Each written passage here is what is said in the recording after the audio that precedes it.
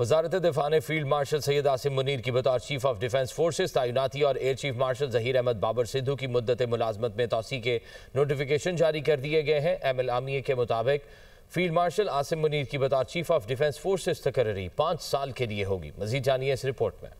Field marshal Syed Asim Munir کی بطور chief of defence forces تعیناتی کا نوٹیفیکیشن جاری۔ وزارت دفاع نے air chief marshal Zaheer Ahmed Babar Sidhu کی مدت ملازمت میں توسیع کا نوٹیفیکیشن بھی جاری کر دیا۔ گزشتہ روز آصف علی زرداری نے فیلڈ مارشل سید عاصم منیر کی بطور چیف آف ڈیفنس فورسز تعیناتی کی منظوری دی تھی۔ اب وزارت دفاع نے بھی فیلڈ مارشل عاصم منیر کی بطور چیف آف ڈیفنس تعیناتی کا نوٹیفیکیشن جاری کر دیا۔ اعلامیے کے مطابق فیلڈ مارشل عاصم منیر کی بطور چیف آف ڈیفنس فورسز تقرری 5 سال کے لیے ہوگی، جبکہ air chief marshal Zaheer Ahmed Babar کی بطور سربراہ پاک فضائیہ مدت میں 2 سال کی توسیع کا نوٹیفیکیشن جاری کیا گیا ہے۔ صدر مملکت نے air chief marshal Zaheer Ahmed Sidhu کی مدت ملازمت میں بھی 2 سال کی توسیع کی منظوری دی تھی۔ اعلامیے کے مطابق ایئر چیف کی توسیع شدہ مدت ملازمت 19 مارچ 2026 سے شروع ہوگی۔ Air chief marshal Zaheer Ahmed Babar Sidhu کی مدت ملازمت میں توسیع کا نوٹیفیکیشن آئین کی شق 243